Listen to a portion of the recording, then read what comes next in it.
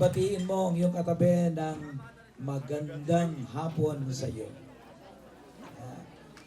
Okay, alam po ba ninyo na nagiging maganda ang isang araw because of the people around us? Amen? So, mapalad tayo. Sabi mo sa iyong katabi, mapalad ako kasi katabi kita ngayon.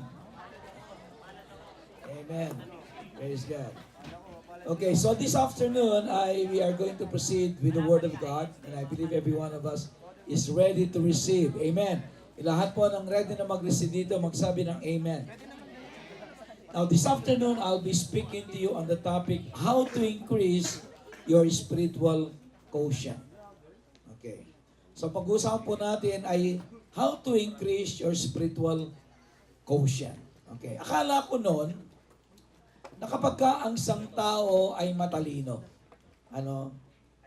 para bagang kagad-agad yung kanyang future ay napakagandang, parang napakaganda na kagad. I thought that intelligence in itself is enough to make a good life to a person. But I found out later on na hindi lang pala yung talino ang kailangan because there are other things in life that are necessary for us to be able to experience yung sinasabi ng Bible sa John chapter 10 verse 10. Sabi niya, I have come that you might have life and that you might have it more abundantly. Amen. So paano natin ma-experience ang abundant life na yon? I thought all along during that time na kapag ka ang tao'y matalino, okay na yan. Di ba? I thought that kapag ka ang tao'y mataas ang IQ, wow, ibang klase na yon.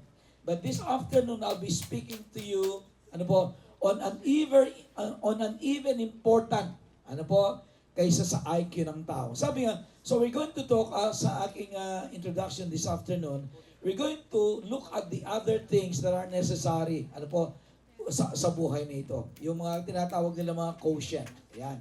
How to increase your spiritual quotient. Now, what is quotient? Ang sabi po dito ay quotient is the presence and measurement of a person's ability. Yung pong salitang quotient, yun po ay yung pagkakaroon at saka yung measurement o yung sukat ng abilidad ng isang tao. So tawag po dyan ay quotient. So it is the presence and measurement of a person's ability. Now there are different measurements of a person's ability. Meron pong apat, the measurement of person's ability. Number 1, yung IQ. Number 2, yung EQ, emotional quotient. Number 3, yung AQ, adversity quotient. And then yung number 4, yung SQ, yung spiritual quotient. So let us look at this one by one. Tingnan mo natin isa-isa kung ano itong apat na ito. Let's look at yung pong the word intelligence quotient. Ayan. Sino po sa inyo nandito ang merong IQ? Meron ba kayong IQ? Lahat tayo meron, hindi ba? Lahat tayo may IQ tayo. Yun nga lang ay iba-iba yung antas o measurement ng IQ ng bawat isa sa atin. Ngayon po, alimbawa, ikaw ay mag-a-apply ng trabaho. Alimbawa sa school po natin, sa Sikaina, yung mga nag-a-apply na teacher, one of the exams that we will have to go through yung IQ test. So mangyayari po ay siya ay magde-demo muna, titingnan namin kung paano siya magde-demo sa pagtuturo, and then afterwards she will have to go through the IQ test. Yung IQ test naman. And sometimes we find out na yung demo niya ang ganda, pero pagdating po sa IQ test, bagsak siya. Bagsak siya. So, ang intelligence quotient, ito'y napakalaga because it measures yung ability po natin to solve problems, our ability to look at things in life. So, po yung napakalaga po niyan? Noong nagtataka ako, sabi ko, bakit kaya kapag ka nag-apply ka ng trabaho, nag-apply ka as janitor? Janitor lang Nag-apply ka as janitor, and then mag-IQ test ka pa. Di ba? O kailangan pag nag-apply ka ng janitor, kailangan high school graduate or college level. Samantalang trabaho ng janitor, nagwawalis lang, di ba, nagmamap. Kailangan mo ba ng intelligence dyan? So, nung una, medyo inaano ko yan, parang, bakit kailangan pa yan? Pero alam po nyo, one day, I realized the importance of IQ. So nung kami po bago mag-asawa ni Pastora ay si Grace parang anak namin noon, nag-hire po kami ng kasama sa bahay. Nag-hire kami ng kasama sa bahay, parang nagtatrabaho si Pastora, no? So matulungan kami sa paglalaba, sa paglilinis ng bahay, and everything. Okay. So yung po aming nakuhang kasama sa bahay, naglaba. Ano po, naglaba siya at nagsampay. At alam po nyo, yung ano namin, yung sampayan, medyo mataas ng konde, hindi niya abot. Hindi niya abot. So doon po sa aming doon po sa aming yard, mayroong isang mesa doon na ang top po niya is glass. Ano po? Yung pinakababaw niya, hindi kahoy, glass po yung I think 1/4 yata 'yon. You know, ano po yung ginawa ng aming kasama sa bahay? Dahil hindi niya maabot sa payan, kinuha po niya yung maliit na lamesa ngayon at tapos po noon tinuntungan niya. And guess what happened? Talaga yung nangyari. Ha?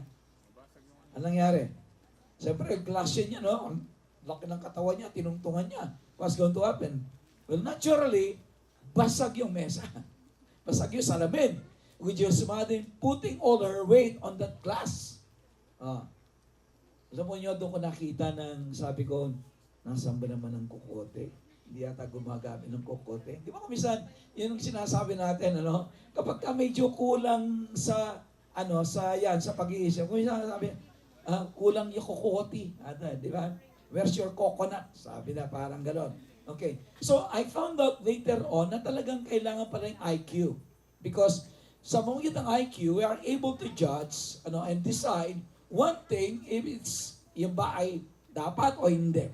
Ano po? So tayong lahat ay kailangan natin that we need a certain degree or probably measurement of IQ. Bakit? Kasi kapag mataas ang IQ mo, more or less, di ba, kagad-agad makikita mo parang, wow, mataas ang IQ nito, matalinong taong ito. So right away, ang tingin sa'yo, medyo mataas ang pananaw sa'yo. Ano po? So, now, ang tanong ko lang sa atin ngayon ay, how is your IQ? Sino po dito ang medyo mataas ang IQ? Magsabi ng amen. Ayun, may isa. Ilan kayang IQ nun? 210? Okay. Ang sabi po dito, now what is IQ? Ano po? Now, intelligence quotient, ang tawag po dyan, IQ, is the level of intelligence of a person. Yan po ang IQ, ang ibig sabihin, ano po? Intelligence quotient, the level of intelligence of a person. Now, sabi niya, the intelligence quotient is a total score derived from several standardized tests designed to assess a human intelligence. So, halimbawa, mag-a-apply ka ng trabaho. Merong IQ test yan. Kahit anong applyin mo, kahit na simpleng trabaho, you will have to go to IQ test because they want to measure your level of intelligence. Hindi ba?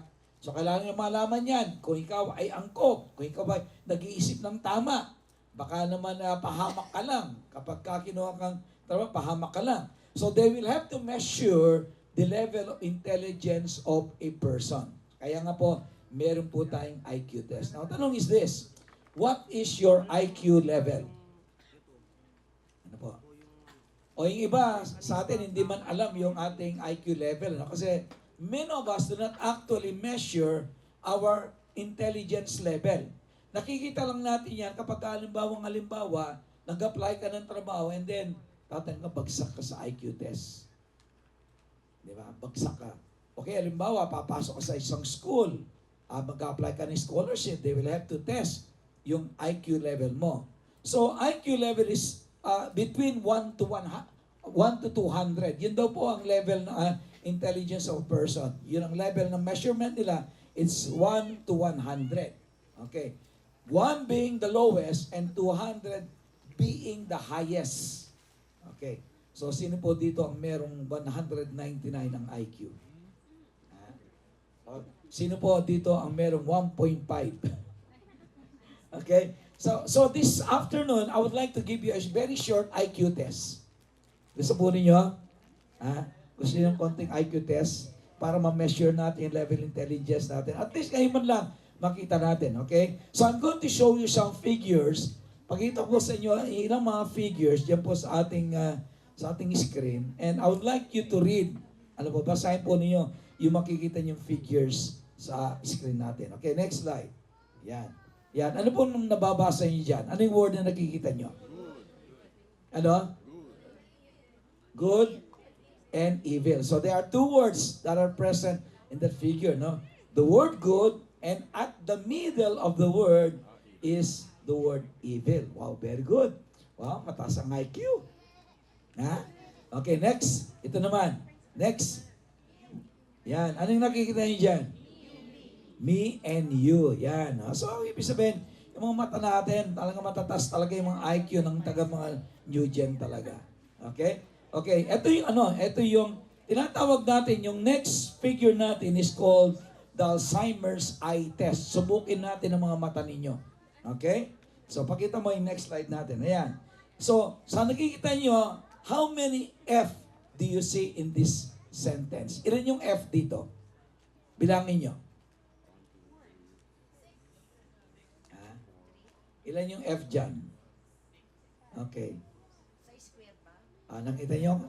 Alam niyo kung ilan na? Okay. Okay. Yan. No? So, next slide. Yan. Sabi po dito, many people in that sentence actually see only 3F. And that is normal daw. Ano po? Kung yung nakita mo doon, nakita mo sa word na yon ay 3F, that is normal. And usually ay medyo nalalampasan po nila yung F ng off, tatlo yung off dyan. Usually, our mind, linalampasan yung, hindi binabasa yung mga small words in between. That is why they miss the letter F on those 3 off. Okay? However, alam mo nyo, if you are actually yung medyo maano ka ng konti, you'll notice, sabi niya dito, 4 is quite rare and 6 is a genius. Sino nakakita ng 6? Taas ang kamay. Nakita ng 6. Wow! Topikin mo yung sa side mo, sabi niya, you are a genius. So more or less, based from this study, more or less, ay alam ninyo na somehow, kung at least nag-aano tayo, makikita mo sama na kung saan level mo. Now, I would like every one of you to read, loudly, ito pong mababasa po nating next sa screen natin. Okay. Now, can you read that? Sige, basahan nga natin.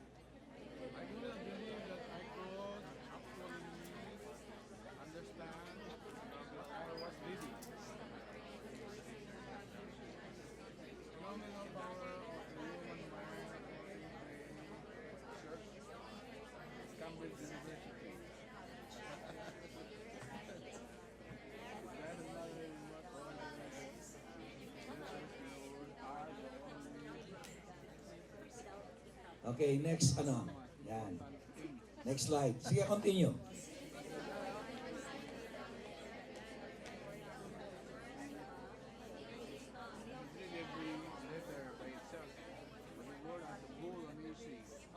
Okay, so sino po sa inyo yung nakabasa? Nabasa nyo? Ayan. So, makikita po natin, dito, sabi niya, this according to Cambridge, sabi niya, I couldn't believe that I could actually understand what I was reading. Sabi niya, the phenomenal power of the human mind according to a research at Cambridge University. It doesn't matter in what order the letters in a word are. The only important thing is that the first and the last letter be in the right place. The rest can be a total mess and you can still read it without a problem. This is because the human mind does not read every letter by itself but the word as a whole. Amazing? Huh? Yeah, and I always thought that the spelling was important. Yes. So, ino po sa atin na nakabasa? Nakabasa yung yung word. Hindi ba? So, it's amazing. It's amazing how your mind was able to decipher and read this whole sentence na bali-baliktad yung mga letters. Bakit? Because ang sabi niya, the human mind, sabi niya, is actually able, sabi niya, to decipher or yung sabi niya, di ba, does not read every letter by itself. So makita po natin dito that every one of us possess a certain level or certain degree of intelligence. Amen. So ngayon, alam mo na, meron kang intelligence, Kasi sinasabi ng iba, napaka-bobo mo naman. Huwag mong paniwalaan yun. Bakit? Because every one of us possess a certain level of intelligence. Okay? Sabi niya, next slide, sabi niya, ito po yung daw po measurement ng intelligence ng isang tao. Yan, 200 is unmeasurable genius. Genius ka. Kapag ka ang ano mo 200 ang iyong ang iyong IQ. 180 to 200 being the highest genius, and then 165 high genius, 145 to 164 genius, 135 to 144 highly gifted, 125 to 134 gifted, and so on and so forth. So dito makita po natin saan ang range natin. Okay? Now where is your range regarding this? Yung sabi niya in less than 20 is there is a mental retardation. O then, kapag ang IQ mo is 20 to 35, there is severe mental retardation. So somehow, we are able to measure the level of intelligence of a person based on this. Ano, based on this, doon po sa exam natin sa measure nila yung level of intelligence mo. Di ba? Now, isa sa pinakamatalinong taong nabuhay si Albert Einstein. Ilan sa palagay niyo ang IQ ni Albert Einstein? Next slide. Ayan. Einstein's IQ, according, sabi niya, is more than 160. Sino po si Albert Einstein? Kilala natin, di ba? Okay. Alam natin, kilala natin, isa sa makatalinong taong nabuhay at maraming invention. Ang kanyang IQ is more than 160, probably 180 or something. So it means to say that if you possess a certain level of intelligence, 140, 150, 120, matalino ka ng tao. Hindi ba? And many people actually possess this.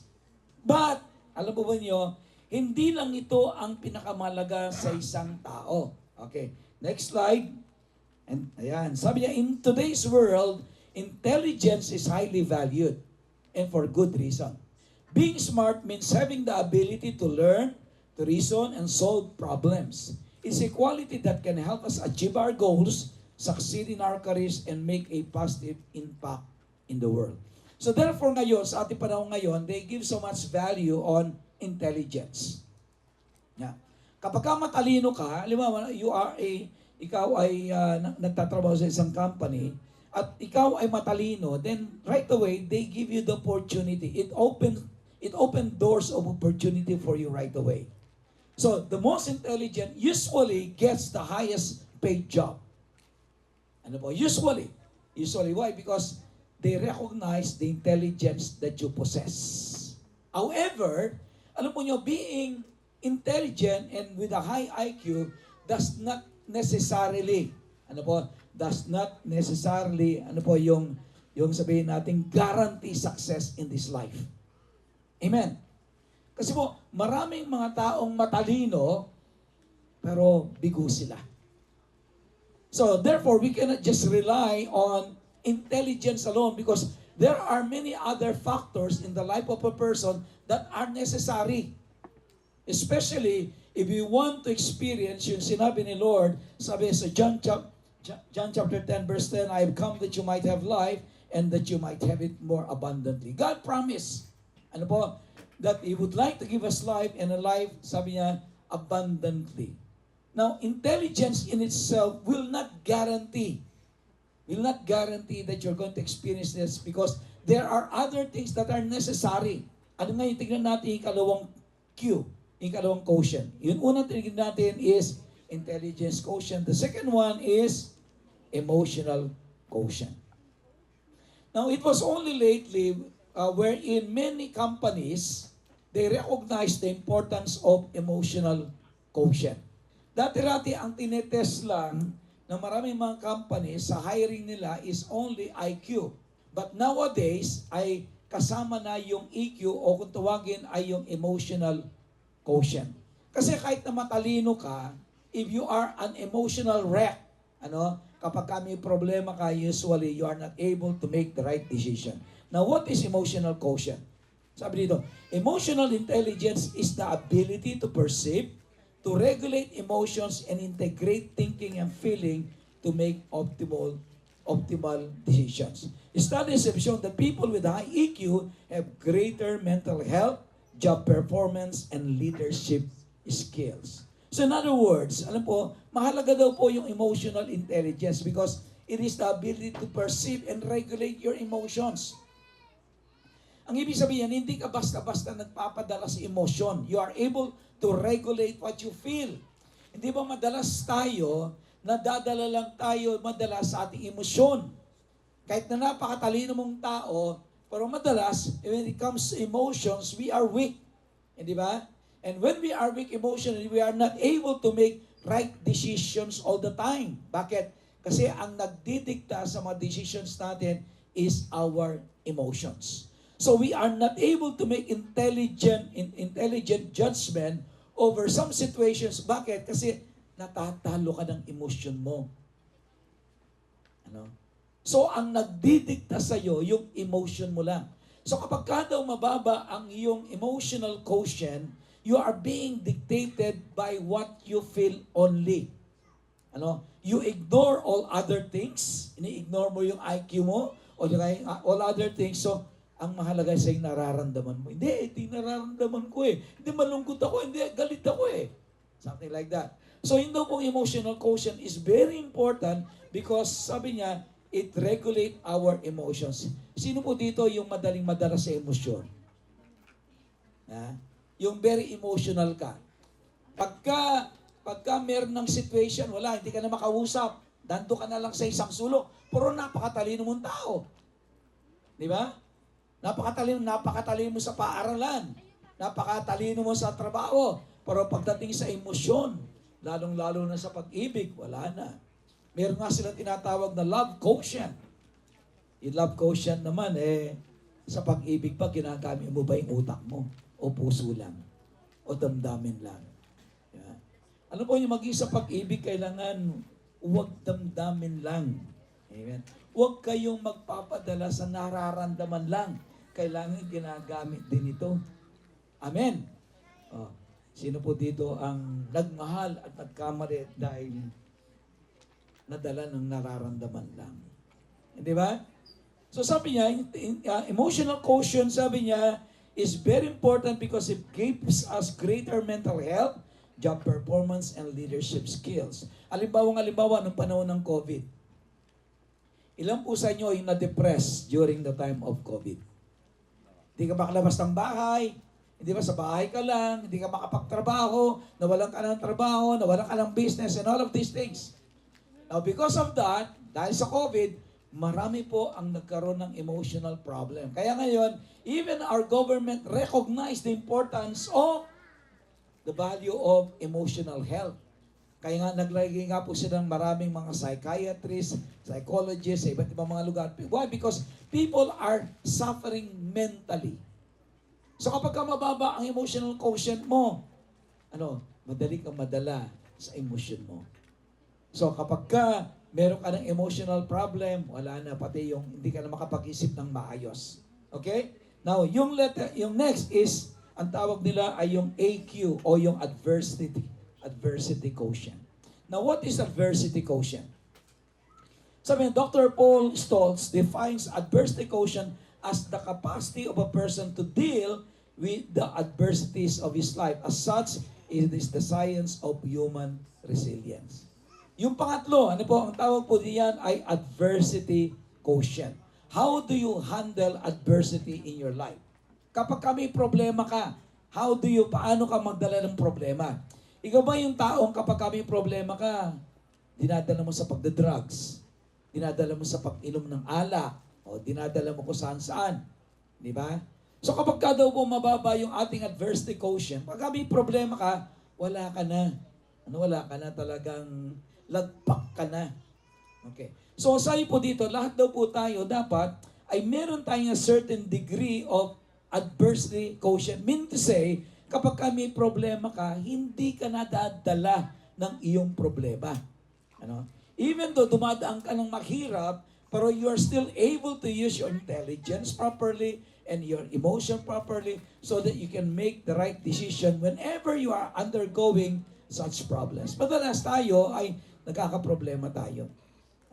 So meron isang tao na manager sa isang company. Alam, matalinong tao, very intelligent person. But every time nagkakaroon siya ng problema, alam po yung mababa yung kanyang adversity quotient. So what he does is that every time may problema siya, alam po niya naglalasing siya.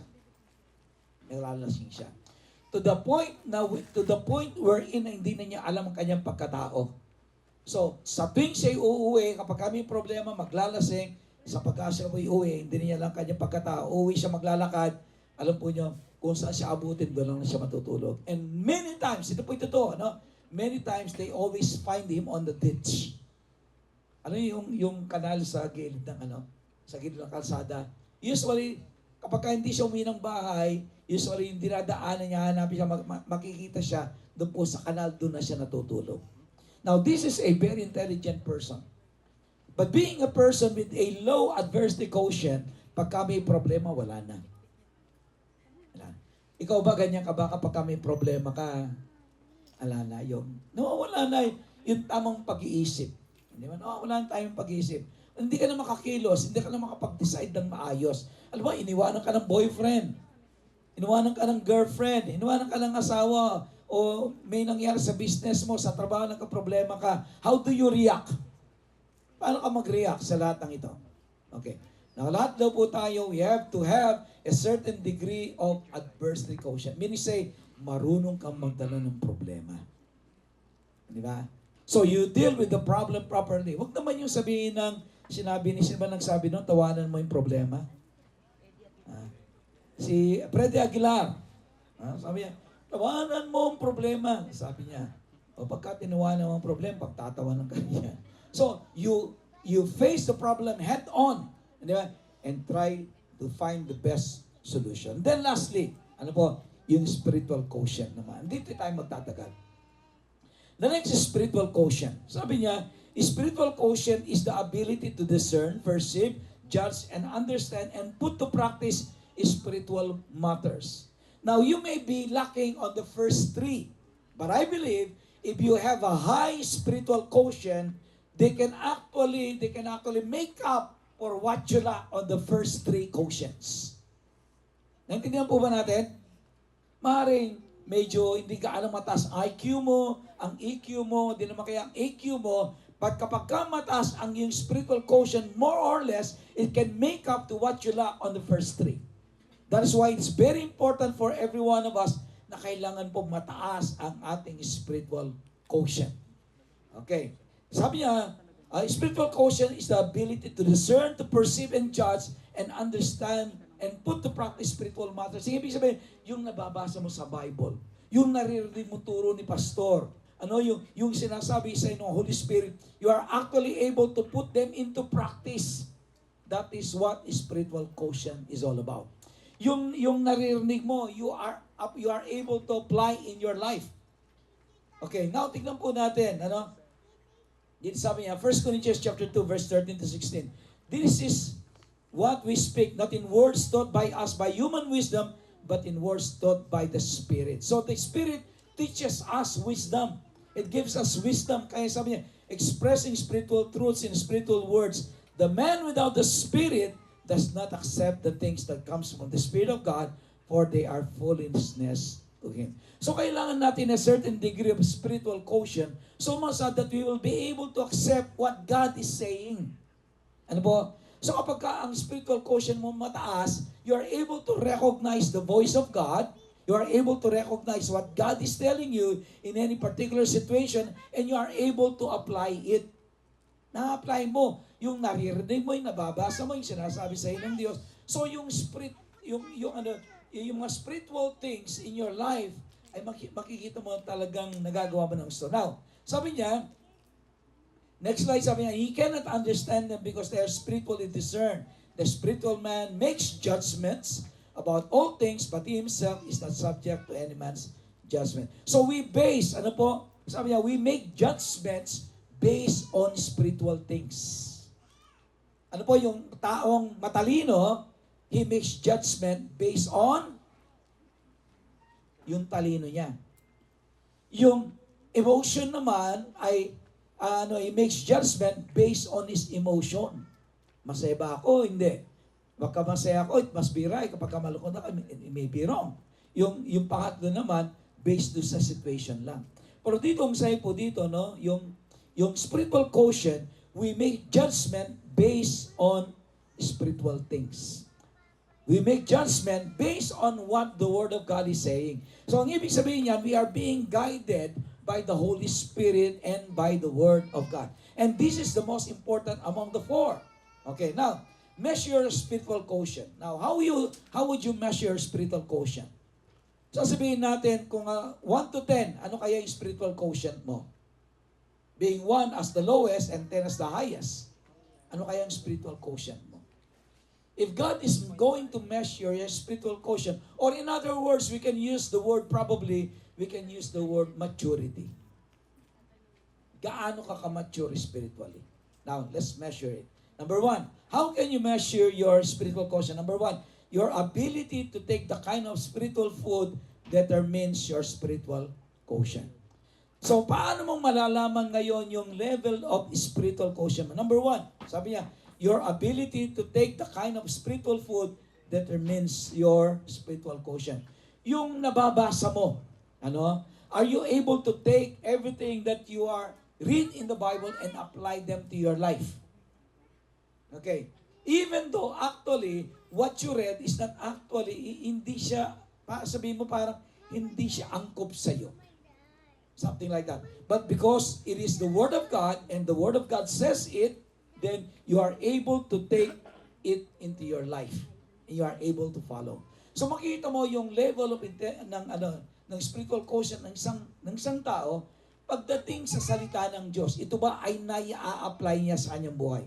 Halimbawa, ilahan po ng pangaral ni Pastor Lawrence dito, o Pastor Malo, o sino man nangangaral dito. Pag-uwi po ninyo sa bahay, are you able to apply all of these things? Ano po? So yung spiritual quotient mo ay makikita natin based doon sa ay sinabi nung tinuro ni Pastor kanina yung spiritual kailangan pala ganito. And then you apply it in your life.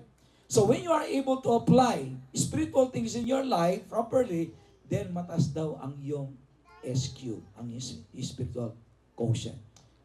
So I think by now, somehow, you are able to grade yourself. I-grade mo yung sarili mo. Lahat ba ng nababasa mo sa Bible mo, pinagagawa ng Diyos? Alam mo, sinabi ng Bible, okay, pray without ceasing. Nag-pray ka ba? O sabi ng Bible, meditate on His Word. Nagme-meditate ka pa sa salita ng Diyos. Okay.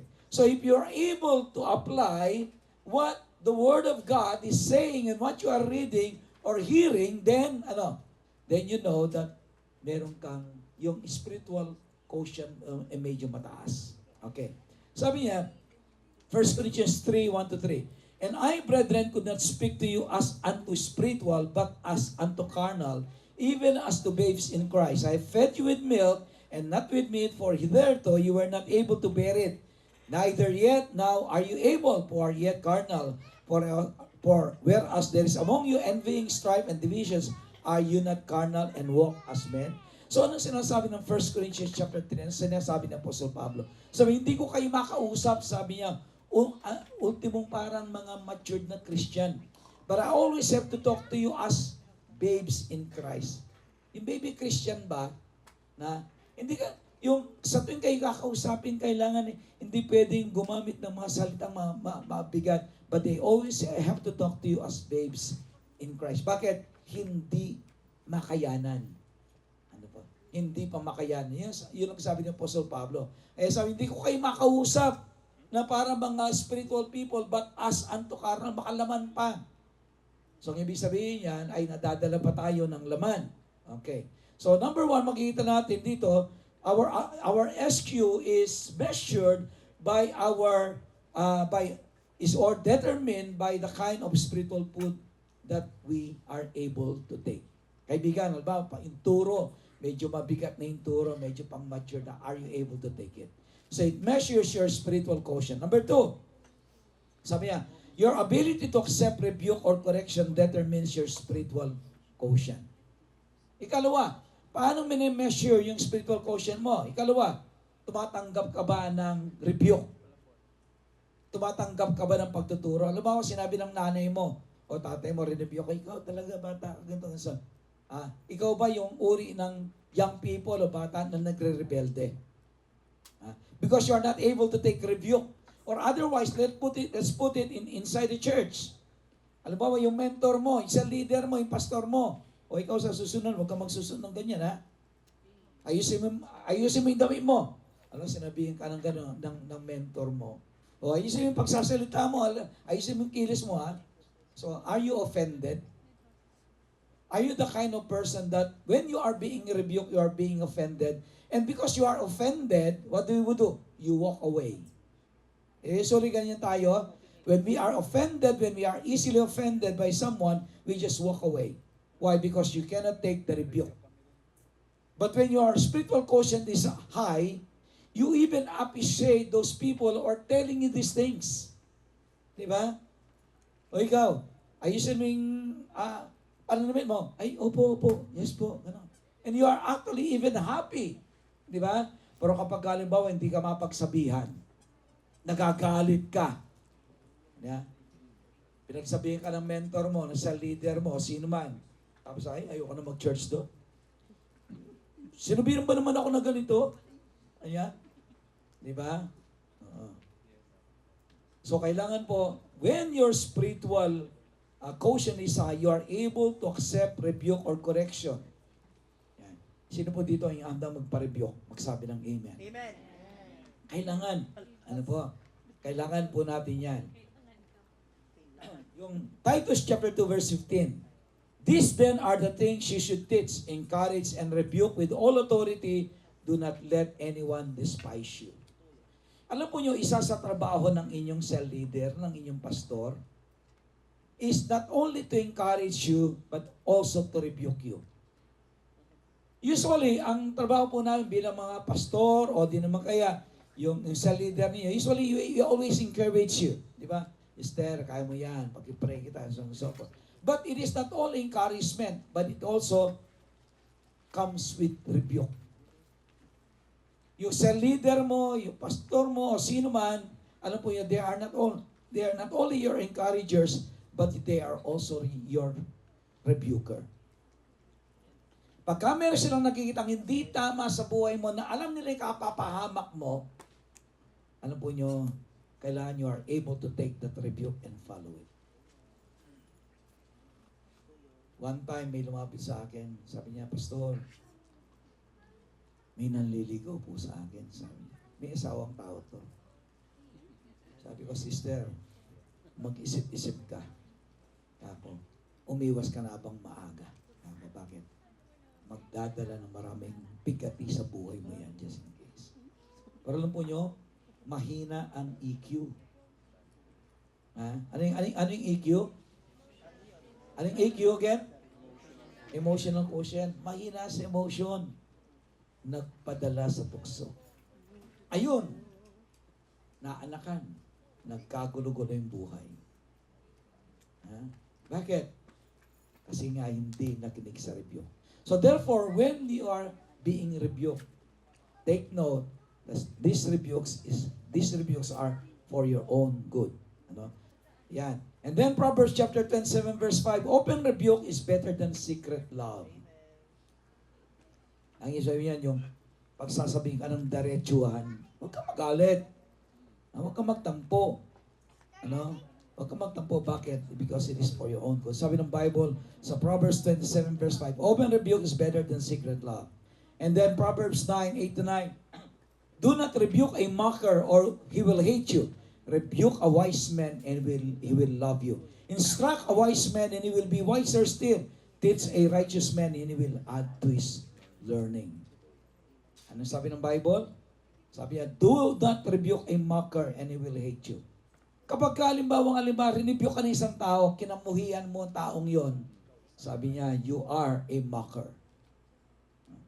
But when somebody rebuke you and you begin to love that person, sabi niya, you are a person with high SQ. Amen. So kailangan yung nagre-rebuke sa iyo, pasalamat ka pa. Amen. Wow, thank you. Thank you, Brad, sa pagtuturo mo. Thank you for rebuking me. I take note of that. Okay? Number 3. Sabi niya, manifestation of carnality or spirituality determines your spiritual quotient. So how do you measure your SQ? Sa takbo ng pamumuhay mo. Sa takbo ng pamumuhay mo. So your SQ is determined by how you live. Paano yung pamumuhay mo? If Galatians chapter 5, verse 19 to 23, sabi dito ganito. Now the works of the flesh are manifest, which are this: adultery, fornication, uncleanness, lasciviousness, idolatry, witchcraft, hatred, variance, emulations, wrath, strife, seditions, heresies, envyings, murders, drunkenness, and revelings. Ang sabi ng Galatians chapter 5, now these are the works of the flesh. Nakikita, sabi niya, now the works of the flesh are manifest. Yung nakikita, nababakas sa uri ng pamumuhay ng tao. Kapag ka daw po tayo ay merong ganito, hanggang ngayon sa buhay natin, ang ibig sabihin yan, napakababa ng ating SQ. Meaning say, yung lahat ng narinig mong pangaral, hindi nagpabago sa iyong buhay. Dapat everything that we listen, every word that we listen every Sunday, or the Word of God which we read every day, changes our lives. Amen.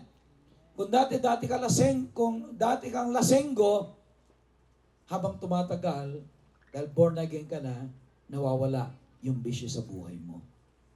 Amen. Okay. Kung ngayon, tagal mo ng Krisyano, hanggang ngayon, marami ka pang bisyo. Nagsusugal ka pa, nagde-drugs ka pa. Hindi ba? Kung ano-anong klaseng kasalanan na ginagawa po. It means say that you are not progressing your spiritual quotient. But the moment, of course, we know that the moment that Jesus Christ comes into our life, it changes us. Amen? Kung ikaw ay tunay na born again, at ikaw, at si Kristo ay tunay na nanahan sa iyong puso, dapat nagbago ng iyong buhay. Hindi na ikaw yung dati. Amen? Hindi na ikaw yung dati. Kung dati ka sugarol, ngayon hindi na. Amen. Kung dati ka nagde-drugs, ngayon hindi na. Ha? Sabi mo sa katabi mo, oy, hindi na. Sabi mo. Ang ibig sabihin, iniwanan natin ang lahat ng gawa ng laman. So your spiritual quotient is determined by the way you live. Ang buhay mo, kumusta yung buhay mo, kaibigan? Simula ba na born again ka, nagbago yung buhay mo? Simula ba nang na-born again ka na wala yung bisyo mo? Simula ba na-born again ka, natuto ka magpatawad, and so on and so forth. Because ang say po sa next slide natin, sabi niya, and such like of which I tell you before, and I also told you in time past, that they which do such things shall not inherit the kingdom of God. And then sabi niya next, but the fruit of the Spirit is love, joy, peace, long-suffering, gentleness, goodness, faith, meekness, and temperance. So, ibig sabihin niya, yung dating gawa ng laman sa buhay mo, napalitan.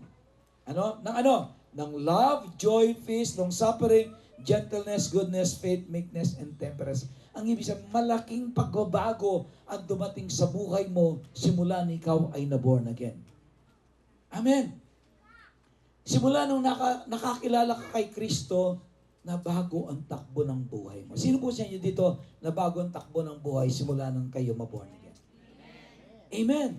Ang ibig sabihin nun, we possess a certain level of spiritual quotient. Now, what are the works of the flesh? Sabi niya, works of the flesh are sexual immorality, impurity, debauchery, idolatry, witchcraft, hatred, discord, jealousy, rage, selfish ambition, dissensions, factions, envy, drunkenness, and orgies. Kaya kita niyo, may mga bunguyan. Bakit? Because kapag yan ay, alam po yung, kapag kaamabagan, evident pa rin sa buhay natin, it is going to bring death to our spiritual life and our relationship with God. That's why we have to get rid of all of this. Hindi ka mag-grow spiritually if these things are still in your life. So, dapat mapalitan ng fruit of the Spirit, which is, in next slide, sabi niya, which is, love, joy, peace, patience, kindness, goodness, faithfulness, gentleness, and self-control. Anong namamayani ngayon sa buhay mo? Yung bunga ng Holy Spirit. Amen? Okay. And then number 4, your level of giving determines your spiritual quotient. Pang-apat, paano natin masusukat yung ating spiritual quotient? The level of your giving determines your spiritual quotient. Yung pagbibigay mo. yan din ay isang matibay na sabihin natin measurement of our spiritual growth as a Christian. Now, question is this, ilang taon ka ng Christian? Are you able to practice, halimbawa yung pag-ibigay o yung tithing? Ayan. Alam po niyo, maraming mga Kristiyano, ang tagal na ng Kristiyano hanggang ngayon, hindi pa sila marunong magbigay ng kanilang mga tithes. Ang ibig sabihin ng ating spiritual quotient is somewhat may problema tayo. Bakit? Kasi we are still, ano pa tayo? Alam po niyo, hindi pagbibigay ng tithes is sign of greediness. Ano? Bakit? Greediness is yung ayaw mong ibigay yung hindi sa'yo. Now remember, our tithes does not belong to you, it belongs to God. So it is a measurement of your spiritual quotient. Kami po, kami buong pamilya, pati mga anak ko, we are very, very careful in giving our tithes to the centavo. Why? Because I know that this determines our future. Because God has a promise regarding that. So we make it a point that we are faithful in these things. Ano po, doon po sa aming pagbibigay ng offering at saka pagbibigay ng tithes. So we make it a point na nilalampasan pa namin yung dapat. Nilalampasan pa namin yung dapat. Bakit? Because it determines our spiritual quotient. Now tayong lahat na nandito, tanong is this, how is your spiritual quotient with regards to giving? Na-overcome mo na ba yung greediness? Sabi nga God's cure for greediness is generosity. Ang gamot daw sa greediness is generosity. So, generosity determines your level of spirituality. Yan. So, it is a challenge for every one of us. Ano po? Kailangan yan ay isang bagay na napagtagumpayan na natin. It's no longer a question mark to us. It's not something that we still struggle with. Ayun, nag-struggle pa. Ibibigay ko ba? Hindi. Hintayos ko? Hindi. Hindi na tinatanong yan. Ginagawa na lang. Amen. At ang sabi ng Bible, the moment that you begin to do it, sabi ng Lord, I will open the windows of heaven and pour you out a blessing that there will not be room enough to receive it. So your level of giving determines your spiritual quotient. Sabi niya, 2 Corinthians 9, remember this, whoever sows sparingly will also reap sparingly. Whoever sows generously will also reap generously. Each man should give what is decided in his heart to give, not reluctantly or under compulsion. For God loves a cheerful giver. Sabi ng Bible, mahal ng Diyos, yun ang bibigay ng may kagalakan. Number 5, ano po? Your personal devotion and prayer life determines your spiritual quotient. Yung personal devotion mo daw, tsaka yung prayer life mo, yan ay malaking sukatan sa iyong spiritual quotient. Now, kaibigan, how is your prayer life? And how is kumusta yung pagbasa mo ng Bible? If you are able to pray more and you're able to read more of the Word of God, that means to say your spiritual quotient is getting higher and higher. Amen. So alam mo nyo, it is necessary for every one of us to have a high SQ. Why? Because it will determine the quality of life that we live. Because all the promises of God are connected, always connected to our spiritual condition. Okay? To our obedience. That's why it's very important for every one of us to make sure yung spiritual quotient natin ay mataas. In other words, we are growing spiritually. Why? Because when you're growing spiritually, then you are able to enjoy yung mga pagkapala ng Diyos sa iyong buhay. Now, how to increase spiritual quotient? Now, nakita natin dito napakahalaga na mataas ang ating spiritual quotient because it will change your life. No? 1 Timothy chapter 4 verse 8, physical exercise has some value, but the spiritual exercise is much more important. For it promises a reward in both this life and the next. Sino po sa'yo nag-exercise dito? Nag-jogging, nag-bike or anything. Sabi ng Bible, physical exercise is beneficial. But, sabi niya, spiritual exercise is even more. For it promises a reward both in this life and the next. So sabi ng Bible, napakahalaga, sabi niya yung spiritual exercise. Why? Because may pakinabang habang ikaw ay buhay sa ibabaw ng mundo to hanggang sa kabilang buhay. Amen. So it's very important then how for every one of us to increase our spiritual quotient. Sabi dito sa next slide, sabi niya, we should strive to develop and increase our spiritual quotient daily because our eternal destiny and quality of life will depend on it. Your quality of life does not depend only on your intelligence, but it depends on your spiritual quotient. It depends on your maturity. It depends on yung relationship mo kay Lord. Ano ba? Kaya nga kailangan po tayo magsikap tayo, mag-strive tayo. Sabi yan. Then, next, sabi yan, how to increase your spiritual quotient? Number 1, read your Bible daily. Paano mong ma-increase yung spiritual quotient?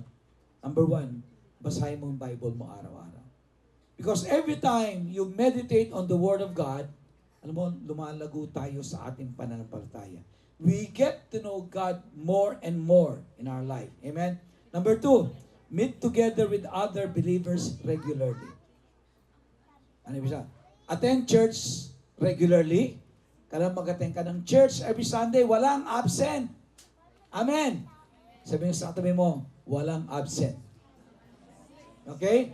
Attend church regularly because it increases your spiritual quotient.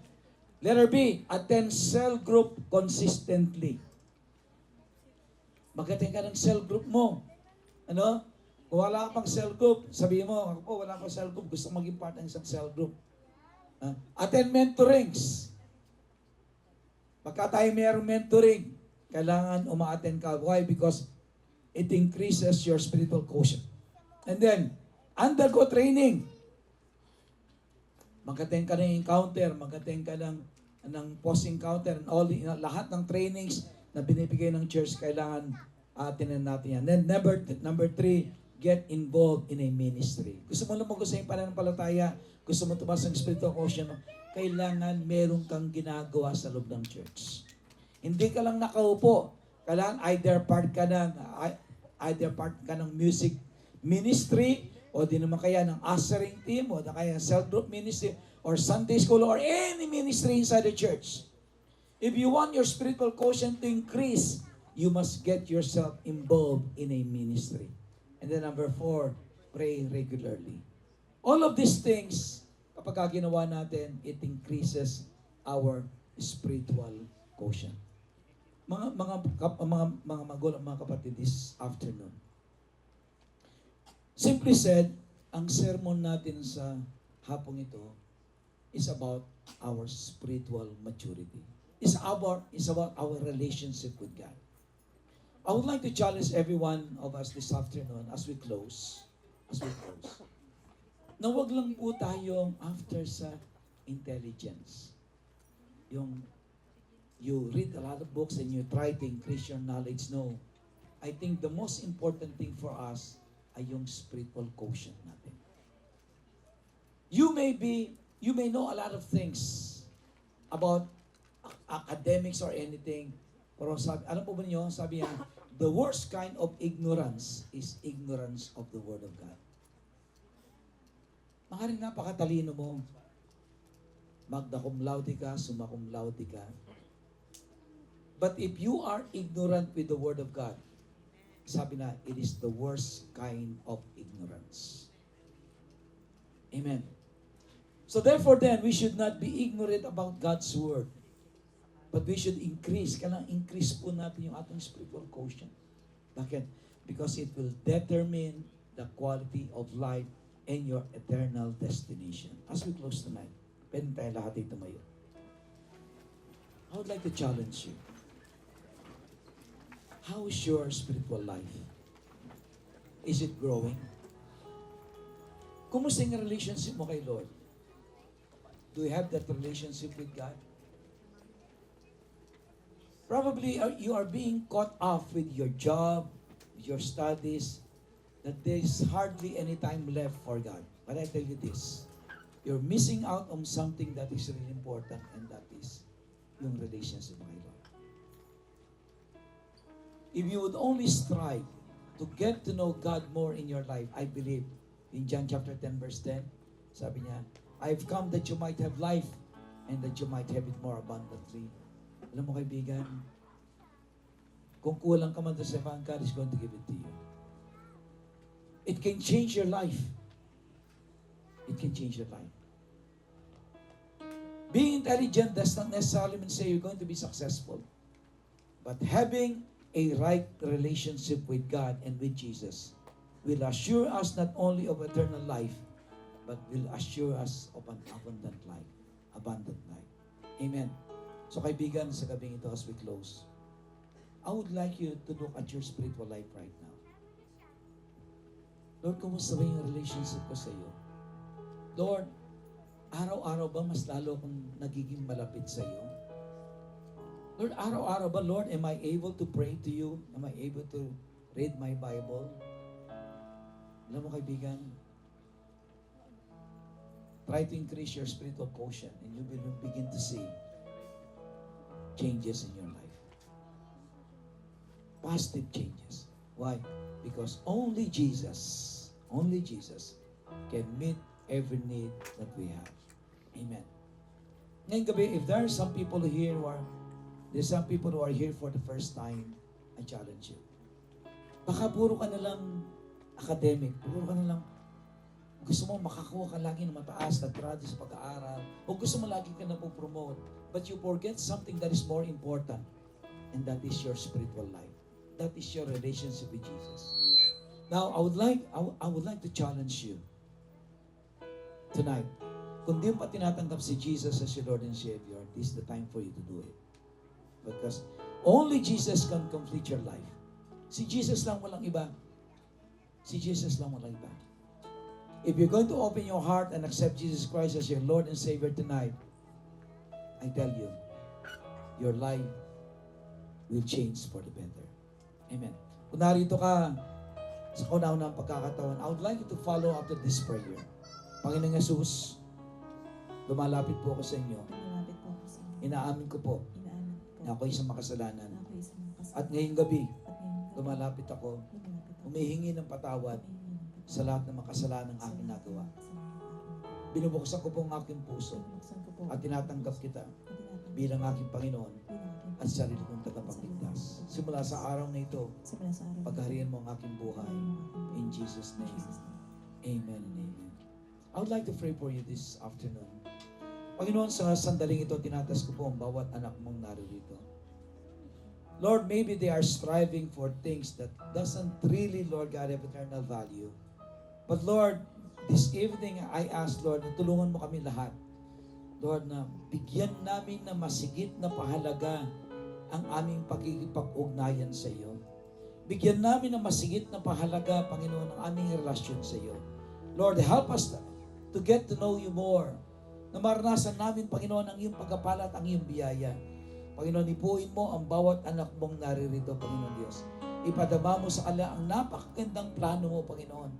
Lord, they may not possess, Lord God, super intelligence, but as long as they have that relationship with you, Lord, they are assured not only of eternal life, Lord, but of an abundant life that you promise in your word. Sa gabing ito, Panginoon Diyos, pagpalain mo ang bawat isa sa amin. In Jesus' name, amen. Come on, let's just worship the Lord tonight. And let's just sing this song together.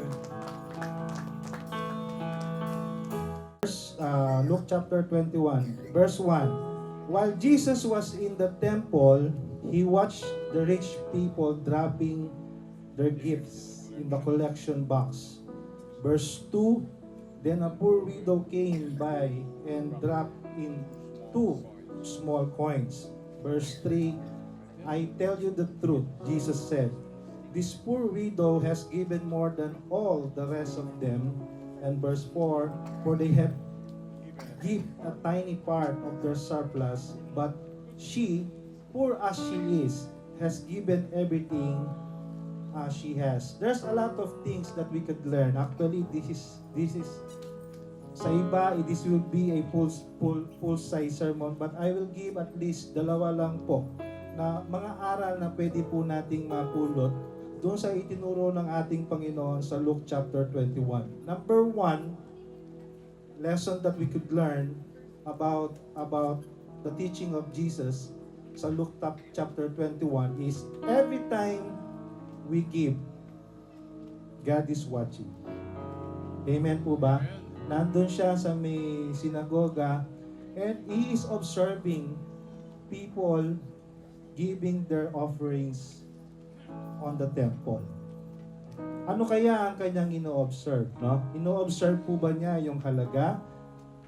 Although it's mentioned here is nabilang, 2 coins nabilang. But God does not care about kung bilog man yan, square man yan, papel, plastic, etc. He doesn't care about the amount that we are giving. He is watching kung ano ang nilalaman ng ating mga puso. So, ano ang sukatan ng laman ng ating puso? Number 1, yung sinabi po ni Pastor kanina, is we should give cheerfully. Kailangan masaya. Sino dito ang naglalagay ng ating love offering na nakangiti? Kayo ba'y nakangiti o nakabusangot? Ha? Aro. Oh. Number 2, what the Lord is looking and observing if we are giving generously. Amen? So sabi, generosity is one of God's character. And we are commanded to be like Jesus. Sabi nga sa ibang mga Bible verse, imitate me as I imitate Christ. Amen? And one of the character of our Lord, our God, is being generous. Sabi ko nga kaninang umaga, if there is one persona that can show a full size of generosity na ipinakita sa atin bilang mga Kristiyano, ang ating Diyos Ama na yon. Amen? Amen po ba? Amen. Number 2, giving should be intentional.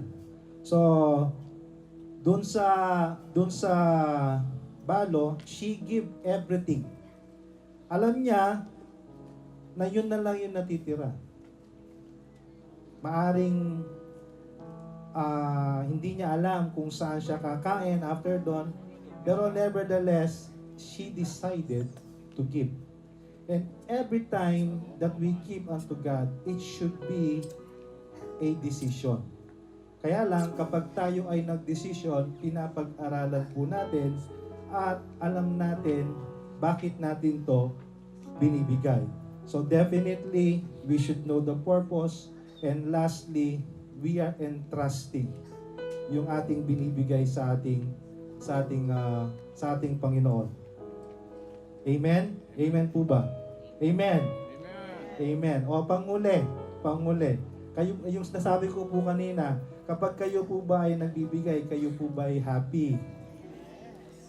Aro, kumonti na po ang nagsabi ng amen. The happiest hour sa ating pong service should be yung ating pagbibigay ng ating love offering. Because God has commanded us to give cheerfully. And the synonyms of cheerful is dapat happy ka. So pag tayo po ay tatayo, uuwi mamaya, ilalagay na po natin yung ating mga love offering sa love offering box. Kailangan may kasamang ngiti. Na. Pwede po ba yun? Because sabi nga sa Bible, God will honor yung binibigay natin kapag tayo ay nagbibigay ng may kasiyahan. Amen po ba? Amen. Pwedeng invite ko po ang bawat isa na tumayo. At hawakin po natin ang ating love offering. Pero bago ako magtatapos, I will give you one assignment. Pag uwi ninyo, mamaya, I will ask you to read Proverbs chapter 3, specifically verse 5 to 10. It will change your perception about giving. Amen po ba? Aasahan ko ba kayo na babasahan nyo yon? Amen, amen. Tayo po'y manalangin. Lord, muli kami po'y nagpapasalamat sa gabing ito na binigay mo sa amin, Lord, upang kami po ay makapaghandog sa iyong harapan. Lord, muli, natas po namin ang bawat halaga ng aming pong malilikom ngayong gabi. Lord, sa bawat magbibigay, sa bawat mag-aabot ng kanya-kanya mga salapi, Lord, I pray, Lord, na i-honor mo po ito, Lord. Lord, bless yung mga halaga na aming pong malilikom. And sa lahat po na narito, Panginoon, Lord, I speak favor and I speak blessing, Lord God. Lord, naniniwala po kami sumasandal sa iyong salita. Lord, kapag kami nagbibigay, ito po yung ibibless, Lord. At kasama nito, Panginoon, ang iyong mga pangako sa aming mga buhay. Lord, gamitin niyo po ang aming mga malilikom para po sa ikalalawak, Panginoon, ng iyong kaharian dito sa lupa. Muli, Lord, kayo po ang mapurihan, kayo po ang madakila. Ito pong aming samudalangin sa pangalan ni Jesus. Ang lahat ay magsabi ng Amen and Amen. God bless po.